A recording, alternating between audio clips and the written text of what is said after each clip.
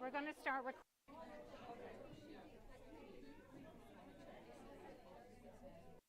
We're going to start recording. So take your seats. We're going to start recording. Yeah. No problem. I'm just going to pass them around, I think, to people.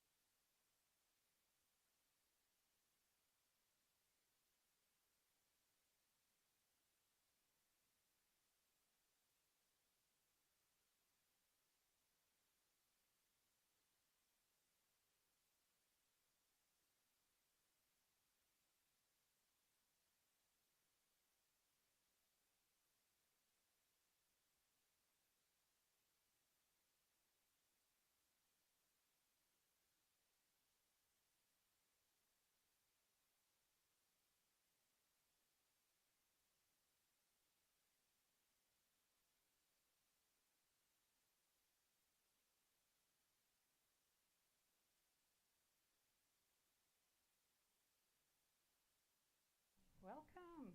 Welcome, everyone. It's amazing to be here. What a fantastic venue. Can I just say, everyone who walked in said, what an incredible venue we have here. And what an incredible guest, Isabel Berwick. I was like, wow.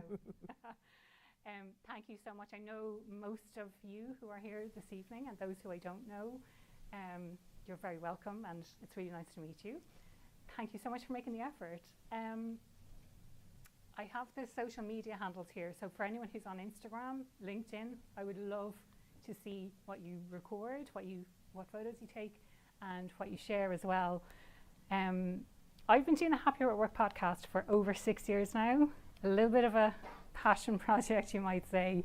It's something I really, really enjoy doing. I have listened to Isabel's podcast, I don't know how long, but it's a huge inspiration to me. I know it's on a slight hiatus at the moment, but there's still over 150 episodes to catch up on if you haven't checked out her podcast before. For the purposes of this evening, we're going to have, I think people were really shy about the wine. I don't know what was going on. We do have nibbles and things afterwards. So we'll have wine, there'll be nibbles. There's not just nibbles, there's sandwiches and things afterwards as well. And I think we're going to go for a drink. We'll be out of here by 7. Whoever wants to come along, let's go and have a drink afterwards. I know I'm definitely going to need one after the day I've had today.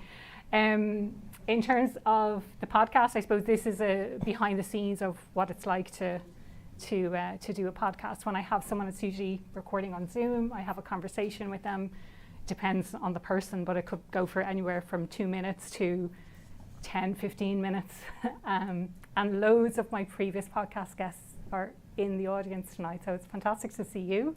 And now you're kind of seeing it from the other side as well.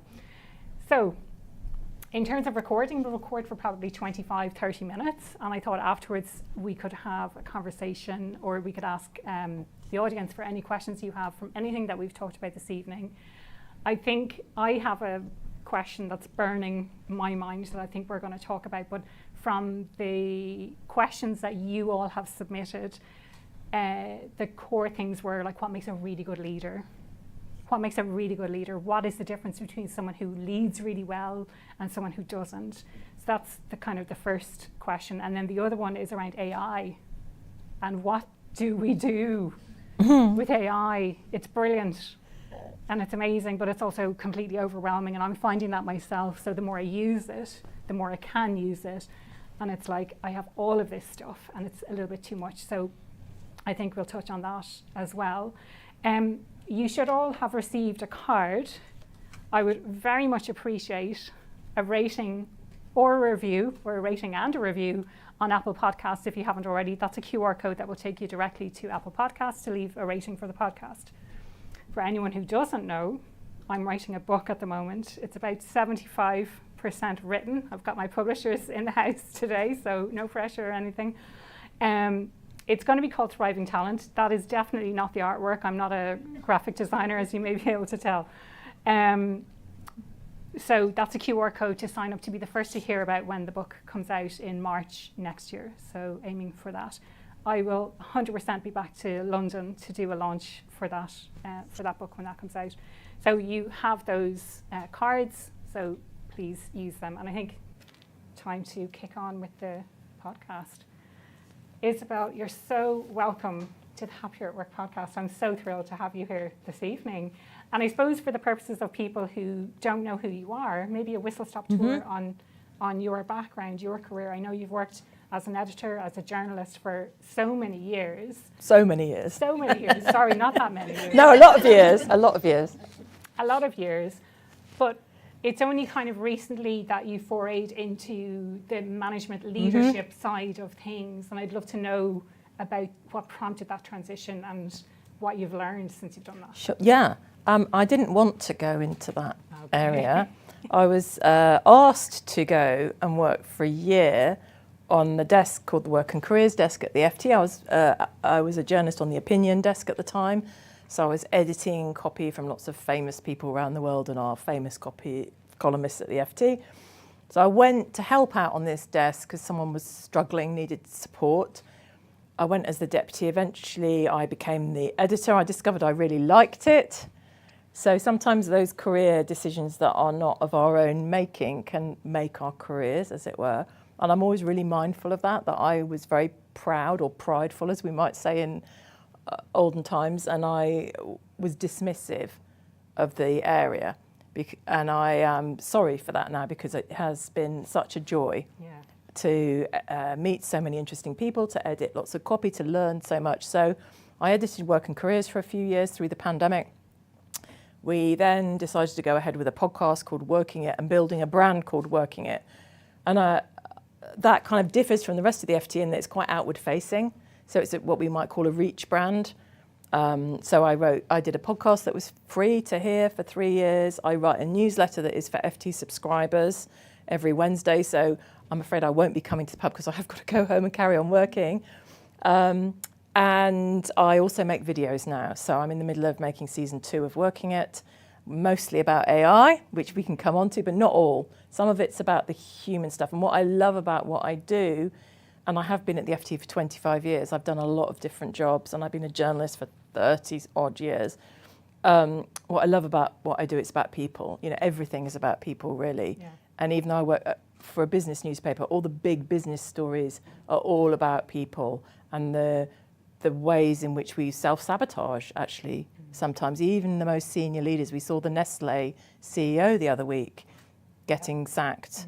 So, you know, everybody, you know, the kind of misjudgments that people make, even at the top, they never cease to surprise us, but people don't change, do they, Aoife? I mean, what I heard about the Nestle thing, it's a reflection of the culture, and it was tolerated for so long that it's like, that's just, you got there, but no one said anything all the way up. They did. They phoned the employee hotline. Oh, interesting. I didn't know. Yes. Okay. But they just weren't listening. There were whistleblowers. Swept under the carpet. Okay. I can relate to what you're saying in relation to the kind of work side of stuff. People assume that my background is in HR, and it's not. I never worked in HR. I never worked in that area. I just had some experiences at work that I didn't quite enjoy, and decided to start researching that kind of thing. My background has always been in research and data.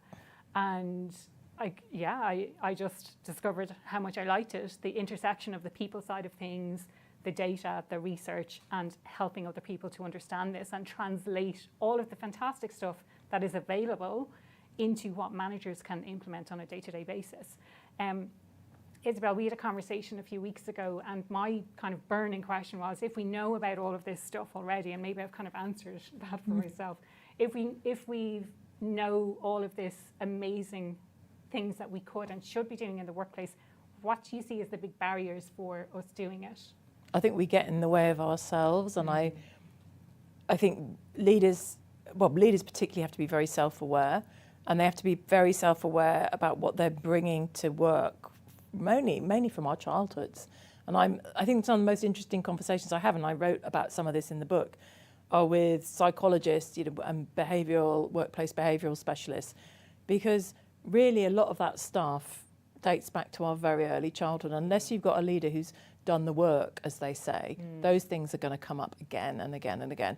And even when people are self-aware, when we're quick to anger, when we are aware of the things that trigger us, they're not going to stop. We're not going to stop being angry. That's not to say anger is bad or these big emotions are bad, but I think there's very little in our personal lives, in our romantic relationships and our friendships, we take great care with the people who surround us.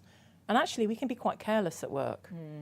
And why is that? Because we're being paid, because they're not our family, whatever Salesforce says about their own, But I do think there's something really important to unpick there that is not done enough in workplaces. I don't know if you've found that. Yeah, definitely. And that concept has come up on the podcast a couple of times. So I will, for anyone who's listening, link back to those episodes, those previous episodes. But it is this thing, the things that trigger us. And basically, we're all going around triggering each other without necessarily realising it. And it is that stuff that comes from childhood. And if you haven't done the work, and interestingly, Isabel, like when you're saying we know what triggers it, it doesn't stop it from triggering us just because we know about it. And I see some nods and head shakes in the audience. And I know from personal experience exactly that. And the dynamics, I think, that happen at work and in those relationships. And I know you talk about this, the idea of the adult versus the adult and child kind of relationships, in the workplace. And if you're treating someone told me recently that a friend of mine who runs a business and has a huge number of staff, but she was saying her staff think of her like the mammy, that they see her as this mother figure who needs to solve the problems and who needs to kind of step in. And I think it's really important to be aware of those roles that we're playing at work and of the things that are kind of coming up for us, even if it means that we need to cast our minds back to childhood. Yeah, well, I can't pretend that I'm any better. I mean, I know what ticks me off, and it's needless sort of overbearing authority. So I find micromanagement absolutely unbearable. I've had a couple of micromanaging bosses, and I behave like a bolshy teenager. Like I had a couple of instances where I was deputy to a micromanaging boss, and it was awful. And I didn't really cover myself in glory either. So yeah, you're reminding me of a situation where I was really angry because I did have this micromanaging boss. One of the reasons I set up Happier Work in the first place, it was the spark that ignited when I was working in Sydney. And just now that you're saying this, I'm like, I'm twigging right this moment that I was that bolshy teenager. I gave as good as I got. He was micromanaging me. He was checking my calendar to see what work I had on, but that's not how I managed my work. And he was like, oh, it looks like you don't have enough work. Here's a whole load of work to do. And I was staying late and crying in one of the offices. Like, it was horrific, but I definitely gave as good as I got because I was like a petulant child, basically, with him. So one of the big questions, and maybe this is related to what we've just talked about, is leadership and what shape, what makes a really fantastic leader versus someone who's just mediocre. And I know you talk about, you've got the micromanagers, you've got the leaders who are not great at leading and maybe they don't want to be leaders. And then you have the mediocre ones, of which I've had a ton. I've had 3 terrible bosses, I've had a ton of mediocre bosses, and I've had one that really sticks in my mind who was a fantastic boss. What do you think makes the big difference? Oh, I want to hear about your fantastic boss. Oh, yes. I think self-awareness, yes, but a willingness to listen in a way that is not just I'm going to listen to my team, properly listening and acting on it. At this crazy moment, I think what makes a good leader is someone who can wade through the overwhelm.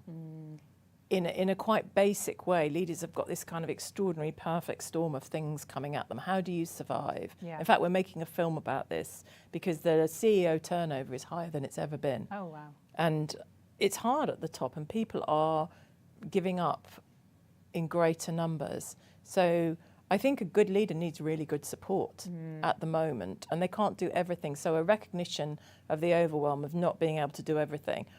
And in fact, the best leadership advice I had was from a coach called Kate Lai, who does a lot of work with Goldman Sachs, and she was in one of my previous films, and she said, leadership is nothing unless your strategy is implemented throughout your organisation. So it's all very well sitting at the top here saying, let's do X, Y, and Z. If the managers in the middle are like not listening, or it hasn't been communicated, or just a bit bloody minded and don't fancy it, it's not going to work. So leadership can be sort of like up here and not actually affecting anything. So a good leadership is effective leadership, but that means it has to trickle down to the as ever, it all comes back to the team leaders, doesn't it? And they have to be able to interpret what that vision is and translate it for their team. Well, they shouldn't have to translate it. They should actually, it should be communicated in a clear way. But I mean, we can wish for many things, can't we? We can. We absolutely can. So the good boss, to come back to that, her name was Caroline. It was when I was working in London. Her background was consulting, and she came to this market research company that I worked in. And what made her different was she used a coaching approach, which I had never had, ever. I didn't know what coaching was. I didn't have the language for it. But I was having an issue. We used to partner with another agency to work on the client together. And she said, I said, I'm having this problem with this lady in the other agency. There's not much influence I could have over her because we're not colleagues, direct colleagues. And actually what happened was Caroline started asking me some questions, and I solved my own problem, which was twofold. It was like, I have solved my own problem, but also she has really helped me to solve it. And it wasn't until years later that I realized she used coaching on me, and she had obviously been trained in some way in that. And it was a game changer. She was just so positive and so reassuring, like, I can do this, I have the capabilities. Inspiring, actually.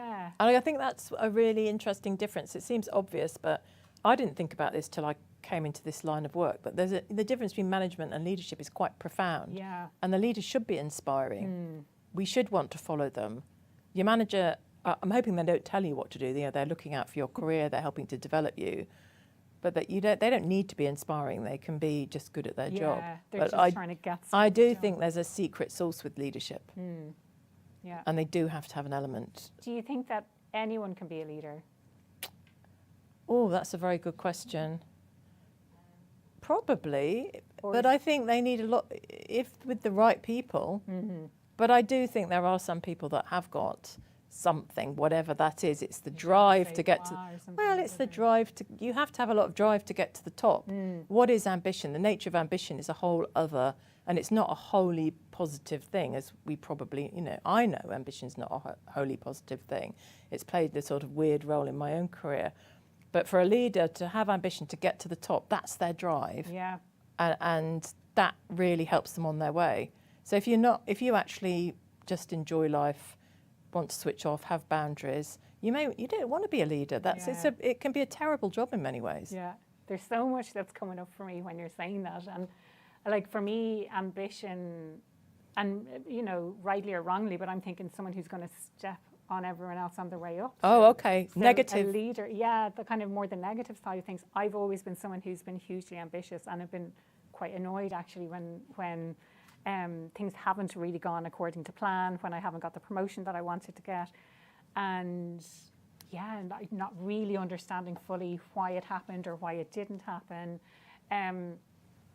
So ambition to me, it is that idea of, I don't see it as not necessarily something positive, but I can see that whole, how can we make that? We can reframe it. We can reframe it and say, they have that vision for where they see things are going to be, and they're bringing other people along the journey with them. I think that's maybe the difference, rather than trampling over people and thinking, I just want to get ahead. It's like, no, I want to bring other people on this journey because I have this vision for where we want to go. Leadership and management, I think I never really understood. I always used those terms interchangeably, but now I am starting to see more and more the manager is kind of like this, it's getting the tasks done and getting the stuff done and overseeing the people, whereas the leader is a little bit further removed and setting that clear vision and hopefully not having to translate it, but setting that vision and saying, this is where we're going to end up and this is how we're going to get there. Anything else to add on leadership that we haven't really talked about? So I think in the current moment, we're in this strange bifurcated world, and I think there are two models of leadership emerging. We've got the Elon Musk type of model over here, and we've got servant leadership at its most extreme, but the kind of collaborative, thoughtful about the workforce, inclusive leader over here. And I wonder how that's going to go. And everything seems to be up in the air at the moment. I think in a lot of ways, business is still quite progressive, and I can put that in inverted commas, in that a lot of the people who are leaders do truly believe that a workforce where everyone feels they belong, to use the current parlance, is a better workforce because it's more representative of the client base. It's going to get better work. People do, when you're happier at work, you do better work. That is not controversial to say. How do I make those people happier? Whereas, it's X and Y leadership, isn't it, in the old parlance? And if you're not making those people happier, you're essentially using the stick approach. And in a tight job market, the stick approach is probably going to get more prevalent because people haven't got anywhere to go. But then you have this situation, oh God, there was some really good acronym, job huggers was an acronym I came across this week. They're really miserable at work, but they're not leaving. Okay. So they're not going to be your most productive employees, are they? Yeah, that's the thing. Like, people leaving is not the worst thing. If people stay and they're completely disengaged and they're not actually doing the work, but you're still paying them every day, then I think that's worse than if someone actually actively leaves and then you can replace them with someone who's productive, engaged, has a positive influence on people around. I think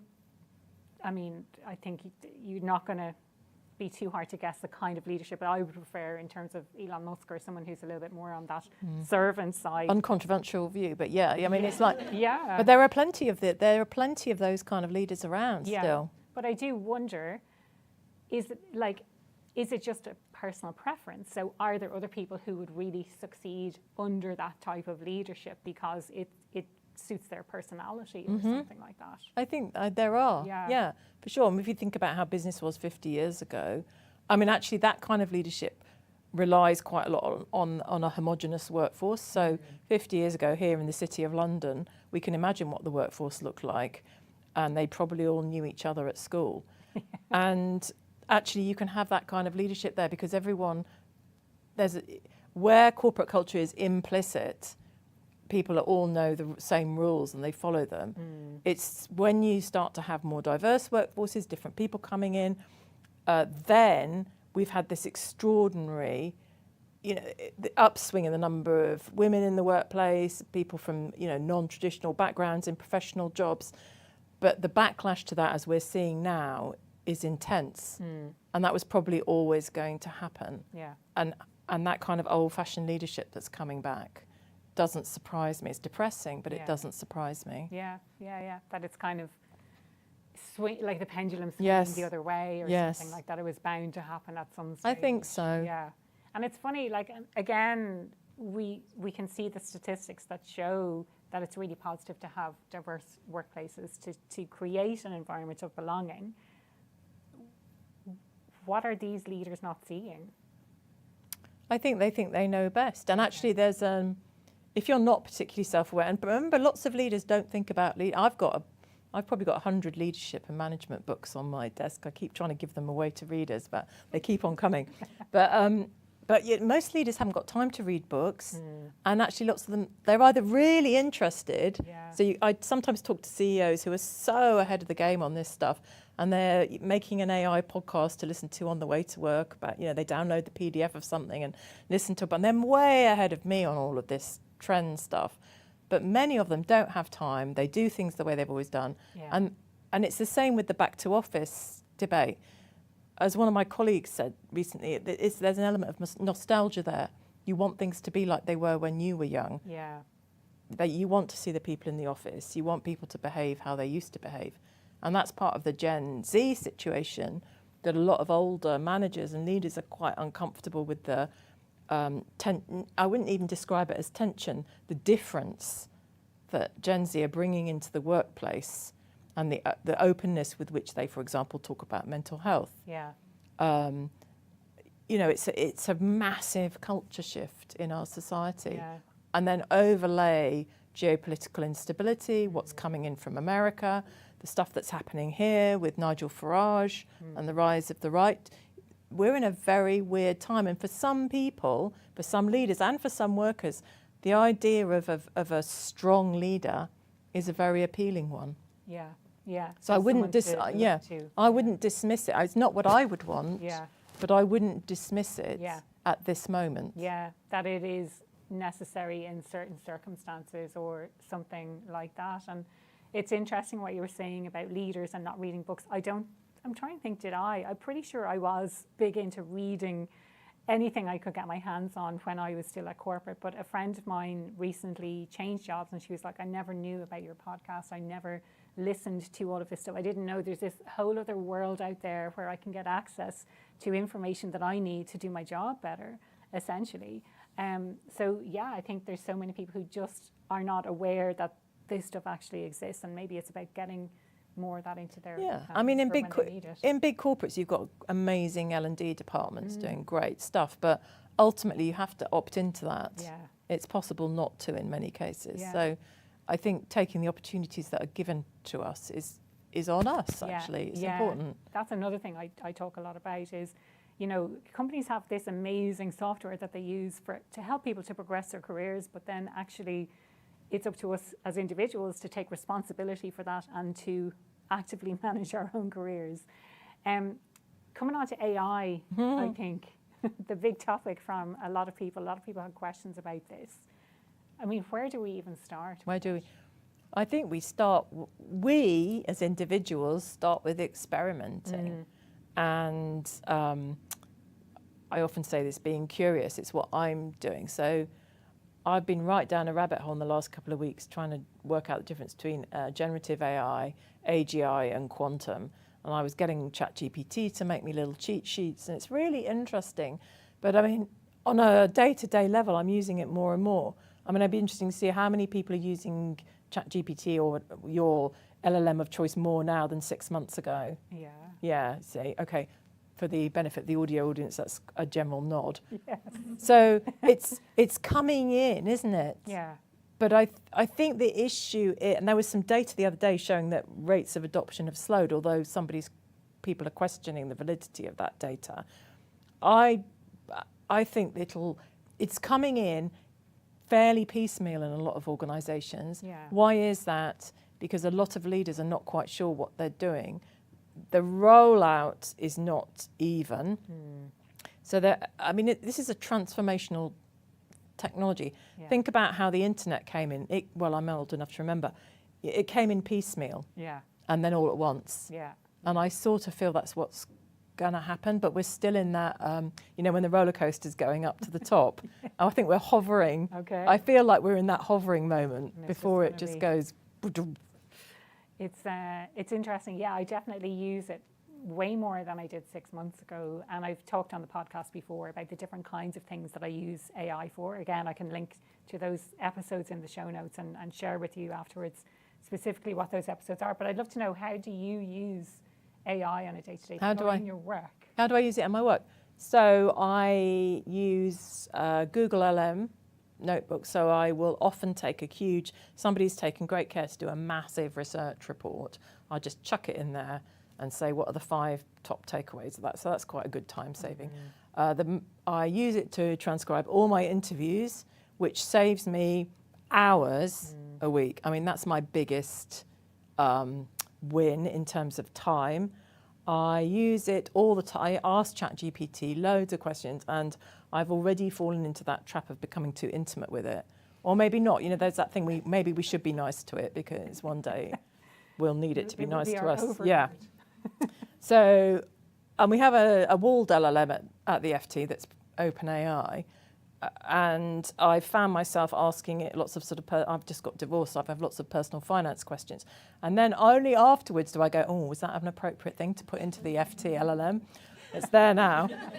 So that's how I use it. Well, I use it every day now. Yeah.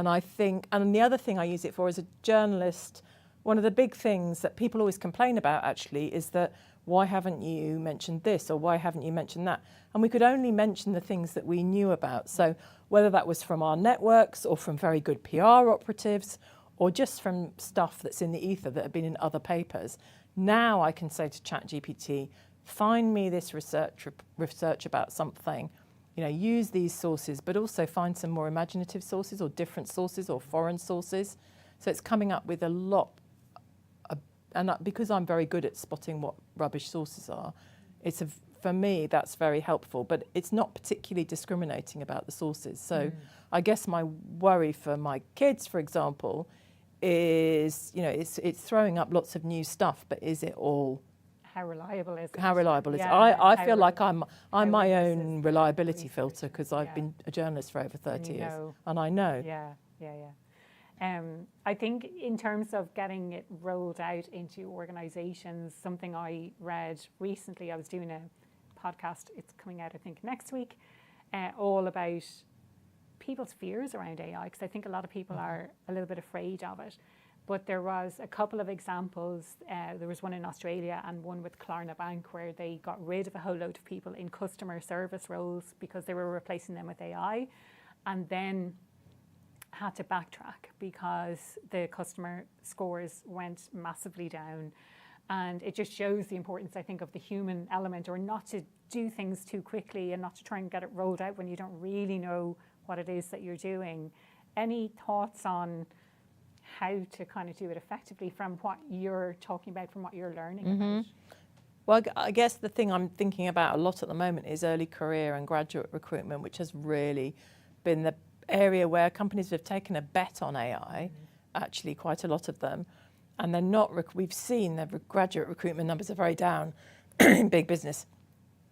But actually what I would say, sorry, I'm a bit croaky, what I would say is let's try and think of it, and some people are reframing it as we need to sponsor people in their early careers. They may be a loss leader, but if we don't have people in the first 5 years of their careers in those spots anymore, if the AI is doing all the work, we're not building a workforce pipeline. And so then we get to sort of middle management and you've got nobody coming up.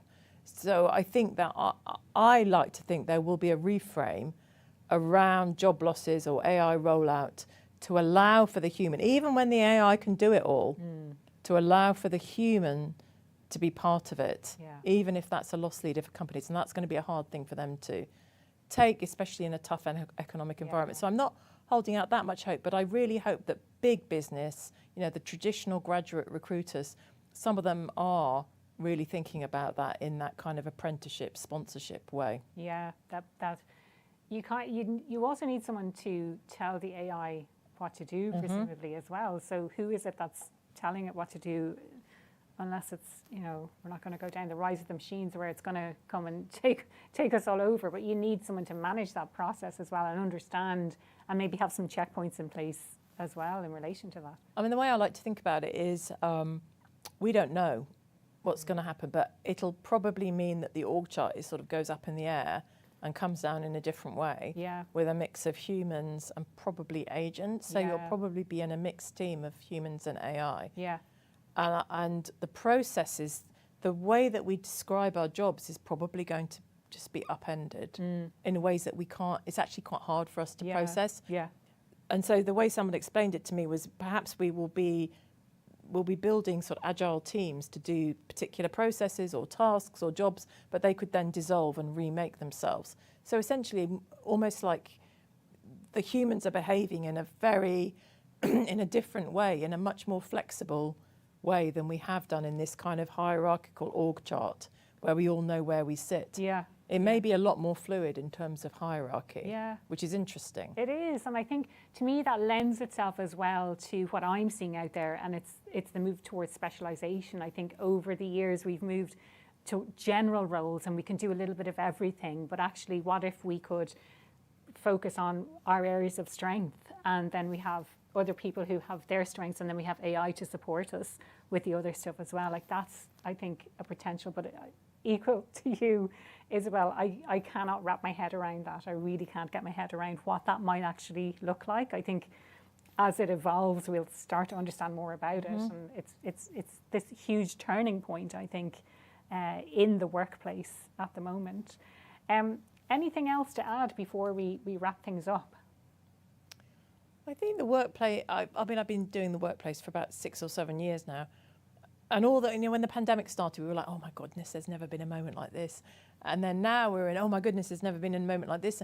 But I think it has been, the workplace has changed more in the last 7 years than in the previous 25, 30 years that I was in it. And probably some of you will remember, even the advent of the internet did not change things as much as they've changed since the pandemic hybrid way. So it makes me think that there's a lot more change to come. Yeah. And I really hope it can be positive. I don't think it's all going to be positive. I think a lot of jobs will be lost. Yeah. But how are we going to remake the workforce and also society? Yeah. It's a massive opportunity for us to rethink. And I think the biggest problem, and this is probably what I should probably finish on because I've talked too much, is that the education system is not fit for we're all nodding. And how are we going to tackle that? And that's a massive piece of work. That is a multi-year, multi-government approach. Yeah. And our kids are coming out with lots of GCSEs, but actually what is it that we need? We need technical skills, but we don't know quite what a lot of those are going to be. We need critical thinking and we need human skills. And I do worry that we're not providing the basis for an extraordinary world that we don't understand yet. Yeah. But how can we? The teachers don't understand. Yeah. Parents don't really understand. Yeah. Probably the children are ahead of us. We know that. And we certainly didn't have that growing up, but I would see, 100% the benefit of doing something like that for children who are coming through education at the moment. And I think it's just going to be such a different world. And for me, so I left corporate life into 2018. So I've been gone for all of those changes that we're talking about, but I would like to think that I'm having some sort of an influence from afar, even though I'm not working in an office, I'm not working as part of a massive team anymore. Objective bystander. An objective bystander, just watching what's going on and trying to influence it in a little bit way that I can. There is one question that I ask everyone who comes on the podcast, Isabel, and that is, what does being happier at work mean to you? And I mean that kind of philosophically. Okay. Being happier at work, to me, means that always having someone to go for a coffee with. I have one of the great joys of corporate life, and I don't think people talk about it enough, is friendship. Yeah. I have made some amazing friends over my career, and I really despair of people who refuse to engage with their colleagues on that level. So being happier at work means someone to have a coffee with or a lunch with. I love that idea. And I'm trying to think, there's probably only 1 or 2 places I've ever worked where I haven't really wanted to engage with the people because I just didn't feel like I belonged there. It wasn't anything about them, probably. But I think that's such a nice way to put it. Like, who do I want to go for a coffee with? And I know Gallup has in their survey, their G12 survey, that I have a best friend at work. It's so, so important. I see people nodding. Yeah, it's so important, I think, to have friends where you work. So I think we'll wrap it up there. Thank you. Thank you so much. Thank you, Aoife.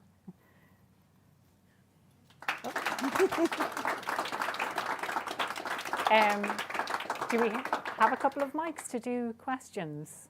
I brought a copy of my book for the best question. Yeah. Who decides As an what's the incentive. best question? You can, Aoife, because I'll be... No, that's too much pressure. Too it's much your pressure. podcast. Robert has a question. First hand up.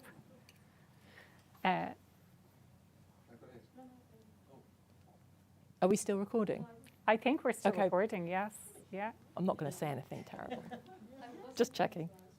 This won't go out as part of I the didn't want to be the podcast. first but one to... Oh, Okay, we're it still won't go recording. out. No. I don't think so. Up to Yeah. you. I'm just gauging my honesty of answer. Right. I didn't want to be I'm the like- first person to ask questions. It's always the man in the room that charges in and does that, but I fell into my own trap. But the question, I was really interested. When you were talking about leadership styles, you talked about Elon Musk. You were very clear about what that looks like on the other side. You didn't come up with an example of the servant leader or the coach leader or whatever it was. And I wondered why that was. And I was thinking, do we not give those kind of leaders the prominence? Do we not give them the kind of, sort of image that someone like Musk has carved out so successfully? Like work 24/7 and sleep under your desk. What's the other side of it? Who would you see Isabel, as someone you've met maybe as a leader that would really See, inspire this you? is really hard because I think with that kind of leadership, isn't it for the people who work for them to stay? Obviously, we have great leadership at the FT. We do, actually. We've got a new CEO, and I'm really excited. But, for example, I have the trend that I'm really interested in, and this is slightly tangential perhaps, is this idea of leaders going on LinkedIn, for example, and making very raw videos that are quite human. So while we can't know what it's like to work in those offices or those organisations, I'm intrigued to see the leaders who allow a little bit of the raw, imperfect self to show through. And I think that's a way that they can transmit that they're running an accessible leadership style. I mean, even Jamie Dimon's doing it. I saw him on LinkedIn the other week. And some of the other CEOs are, the kind of... So I've been on panels with people like Matt Britton, he used to run Google in EMEA. And I was really impressed with how thoughtful he was. And I thought, wow, what an amazing place it must. I mean, obviously Google's an extraordinary place to work, but his leadership seemed to fit with my outside impression of what it would be like to work at Google in EMEA anyway. So I guess my idea of a great leader in that sense is when it is in sync with my impression of what it must be. But I always talk to the people internally. I spoke to someone, I went to an event recently, and there was I don't know if there's anyone here from Standard Chartered. There was a woman there from Standard Chartered. She just happened to be from Standard Chartered. It wasn't an event specifically for her. And she was so enthusiastic about the leadership of the bank. I thought, I have never heard someone speak so positively about their employer, unprompted. So, oh my God, his name's dropped out. It's Willie something. What's the name of what's the CEO of Standard Chartered called? Anyway, I don't know. I looked him up afterwards and I thought, good for you. Wow. Thank you. Yeah, you mentioned a little bit about that secret sauce of being a good leader, and how do we know, what is that secret sauce? Do you think it's the difference between being a natural leader, like natural born leader, or those leaders that, have had to learn through the skills of being a good leader? I think that natural born leader, it's something that you immediately know and attracts people. But how do you get that? Yeah, but I'm slightly suspicious of that because charisma, that is a very dangerous Good point, yeah. word. And there's a lot of work being done on how misleading charisma is as a leadership trait. And people get promoted on the basis of being charismatic. And we can think of some politicians in this country, for example. and it's just not... Is that what we mean by natural born leader, or is it something more nuanced than that? Yeah, I think it's what attracts people to, but it is the charisma. So sometimes it's charisma. I think it can be more sophisticated than that. Sometimes there is an X factor. But I think the X factor is often, and you will notice this if you talk to leaders, they really, even if they're not really listening, they really make you feel like you're special and they're really listening to what you say. It's the techniques that TV presenters are taught. Probably not print journalists because we're not polished enough, but it can be taught, but some people have it more naturally. So I prefer not to think about the charisma part because it's so dreadfully misleading in many respects. Even though it is a gift, I think, it can be a difficult gift to have. At the back. Another Isabel. I'm blushing because I was so late. I am very sorry, Aoife. I won't bore you with the details, but I wanted to ask you, what's your most memorable mistake or moment of, as you said, vulnerability as a leader, and what did it teach you? I think Aoife should go first. While I think of one. I really want a book. Yeah, you have to get the book. I have made some terrible mistakes. I think Helen and I talked about this on my podcast for first-time managers. So you might think of this as maybe a positive mistake, but a couple of people, this happened twice, not just once, came to me and said, am I doing a good job? And I thought, of course, you're doing an amazing job. How could you think otherwise? And it just again, now that I know more in hindsight, it made me realize that I wasn't giving proactive feedback to say, and we forget sometimes, we assume that if someone's doing a really good job, that they know they're doing a really good job, but often is the time that we don't, especially in a new role. We're really insecure. We want our boss's approval. So that was difficult, I think. Another time, again, terrible, and if this is not going to end the podcast, then it's a bit easier to share it. But I was managing someone who I had gone to university with, and she was working in the organisation before I was. I joined. She didn't want me to join. I joined, and a few years later ended up becoming her manager, which was supremely awkward. And I'd been on the other side of that, where one of my peers became my manager, and I hated it. That's the micro managing boss, where I turned into a petulant child. And I think the same thing kind of happened with her. So it was quite awkward. And yeah, it did not go well. We're not speaking anymore or anything like that. But my boss wanted me to convey her feedback. And that was really difficult, because it wasn't my feedback to give. Like my team member was going above my head to my boss, but making mistakes in front of my boss, but she wasn't kind of communicating that, and then fed back to me that she's making these mistakes. And then this was coming up at the end of year review. So not just a, can you catch up and let her know? It was the end of year review.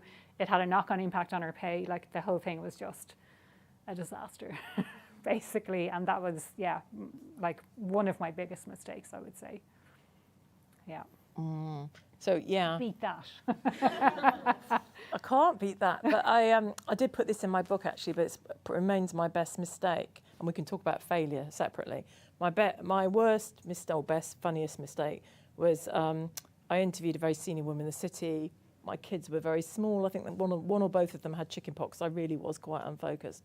And I got a load of cuts. It said her father was dead. He'd been a city grandee. I said, she's the daughter of the late Sir Doobity-Doobity. Anyway, that went out in the paper. Next morning, the very much alive Sir Doobity phoned up the editor of the FT, absolutely incandescent. And I really thought I was going to lose my job. And obviously that's a mistake, and this is in the days when everyone read it in print, really. So it was there. I felt awful. Have I made mistakes since then? Yes, not as bad as that. So I think sometimes we have to go to that extreme. And also, I shouldn't have been doing it anyway. My kids were ill. So that was about my priorities, really. And so that was that. And then, but the other thing I'm interested in is the difference between mistakes and failure, which I hadn't really thought about till I read that Amy Edmondson book that some of you might have read, Right Kind of Wrong. Haven't read it yet, no, but I want So she won the yeah. FT Business Book of the Year prize, which I think is the first time a management book's actually won it. Wow. And she makes this extremely useful distinction between a mistake. We might learn something from a mistake, but it's our carelessness or whatever, or perhaps the wider processes in the company that allowed that mistake. But failure is something we can learn from, like a project that goes wrong, stuff that doesn't happen. And we may feel the same way about failure as we feel about a mistake, but we shouldn't. And I think that's a really important distinction. So I've been involved in lots of failures as well. But I think learning to be more careful has been a huge issue for me. What do you think of the difference between a setback and a failure? Because that's language that I learned from Sharath, who I think has just arrived. He was a guest on the podcast a number of years ago, and I think he taught me about reframing a failure to a setback. But separate to that, I had another conversation only recently that was like, no, we don't have to soften it. If something is a failure, if it's a failure. So would a setback be if you don't get a job, for example, and it really knocks your confidence? Maybe, yeah. And a failure is like, and now I'm trying to articulate it, it's like, I can't say mistake because it's beyond a mistake. But I think it's those nuances. Well, we may experience not getting a job as a personal failure, but it isn't actually. Yeah. It's a setback, and we can regroup. We can also learn from it. We can learn from it. Yeah. Not always, but sometimes, yeah. Okay. Excellent question. Right. Any more? Oh. Hi, thank you for the podcast today. It's really interesting. I'm very interested in AI. It's something that I was part of an agency, and we had to create a working group, and I was worried because I had to look after their cybersecurity, and I just thought that it was going to get me sacked one way or another. But after using a practice account and playing with it, I found it is actually incredibly useful. And I then went on to talk to some of the graduate level of people coming to work with us, and found that many of them had a huge issue with the environmental impact of AI. And I went out and I did a bit of research into it, and this is a good 8-9 months ago. But I'm still not seeing it in the press, and I'm seeing how AI is clipped onto most browsers now, and I wonder about that. And I did talk to somebody who was in a venture capitalist, who said that there's huge amounts of money that have been put into AI that they will be looking to recoup soon. So I'm just wondering, is there any, should we be concerned about that, and will that affect its use in the workplace? Should we be concerned about it? Yes. And in fact, recently in the FT we did a series about these giant, it was a kind of a data series about these giant data centres that are springing up all over the place, which use, I mean, the amount of water they use is unbelievable, and power. And Google and Meta, they're just building more and more and more of them. So yes, I mean, it is in the mainstream press, probably not as much as it should be, but I can say that we've done some extraordinary reporting on this. But will it impact AI? Possibly, because so much money is going into these companies. They do want a return.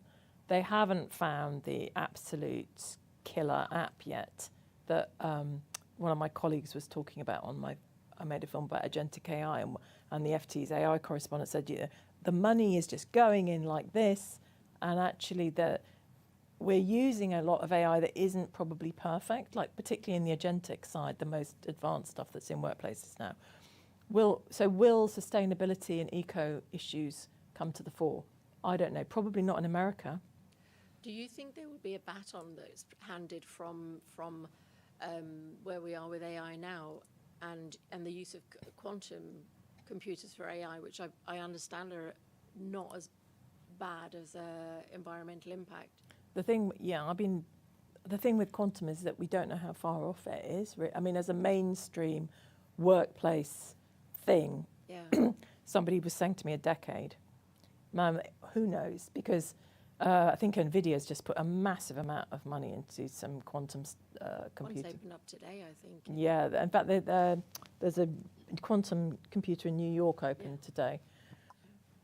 But it's not impacting in workplaces yet, and I don't know when it will. I'm not an AI expert, but lots of people are researching quantum. But is it ever going to become a thing in workplaces? We don't know. That's the big unknown.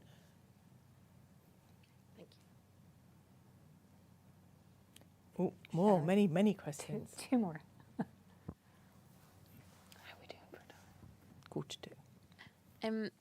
I was told, just sort of piggybacking on your question, I was told a statistic which is absolutely not fact-checked at all. I'm waiting for them to come back to me, but they said it was something like, I work in sustainability, so environmental impact of AI is important to me, and I've not researched it, but someone said 5 prompts a day is about the same impact as a hamburger. So I thought it was going to be a lot worse than that. I did hear that daily use of ChatGPT would power up vast regions of America. If everybody's doing it, absolutely. Yeah, which they are. Yeah. But thinking about your personal impact, actually, maybe don't eat that hamburger. I don't know. Vegetarianism might be a way to offset your AI use. I don't know. I just thought that was an interesting bit. On the books, maybe actually, I've not read your book. Sorry, and I'm not sure what's coming out in your book. But maybe do you have a main takeaway from your book? Something that we can look forward to reading?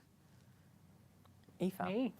It's based on my framework, the Happier at Work framework. I don't think I should have put an image of it here, but it's basically 3 pillars. So workplace culture, our drivers at work, and capabilities. So they're the 3 pillars, and then it's underpinned by psychological safety, and the capstone is leadership.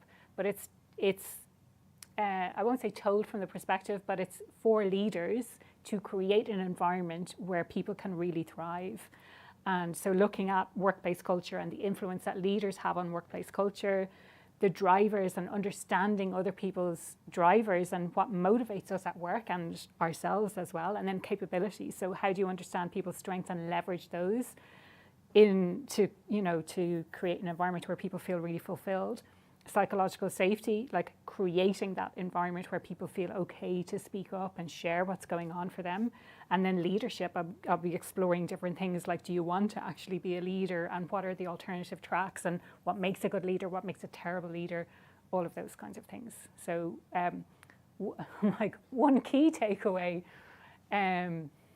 it's really hard to say, but I think for me, something I've learned over the last 7 or 8 years is the idea about understanding our drivers at work, and there are positive drivers and there are negative drivers. So, and people don't talk about that stuff, and it kind of ties in with what we talked about in relation to triggers as well. Like you can get triggered by specific things, or you can be driven to achieve at all costs, which has a negative impact on those people around you. Mm-hmm. So yeah, I think understanding our drivers and other people's drivers is really important.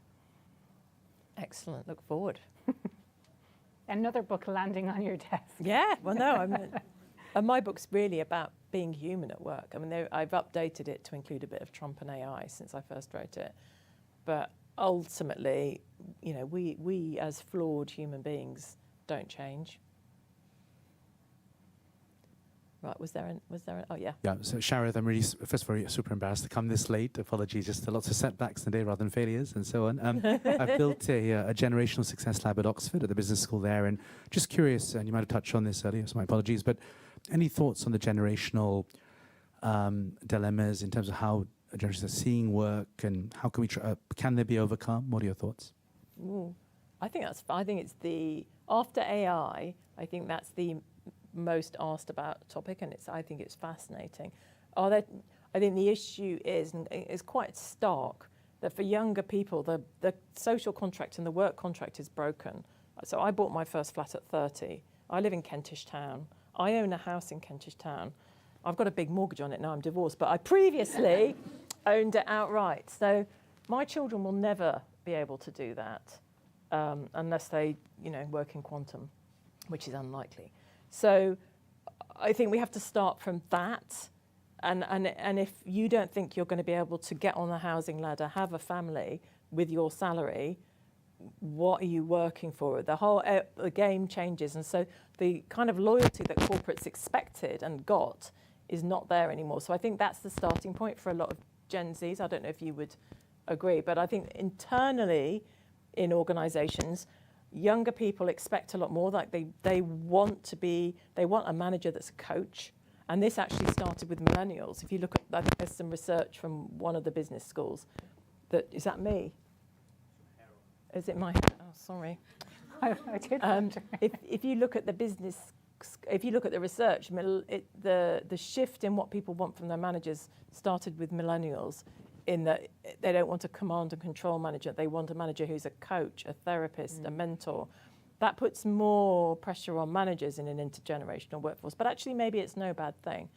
And the other point I'd make about it is, there's a woman called Chloe Comby who does a lot of really interesting, I don't know if she's been on your podcast, does a lot of interesting intergenerational work. And she said to me, think about how you mentor and bring people on. So, for example, this is a generalization, but she reckons it works, and I tend to agree. Millennials pair well with what we might call boomer bosses as mentors. The mindsets of those two that have grown up in sort of hustle culture are very similar. I'm Gen X. What was called the slacker culture, the forgotten cohort, pair very well with Gen Z. We both came in, when I first got a job, I had to apply for 75, 80 jobs. I started work in 1990. It was a recession. the Gen Zs are coming into recession now. Now, obviously, millennials started working after the financial crisis. That's had a massive impact too. But there is something true about cohort characteristics in the workforce.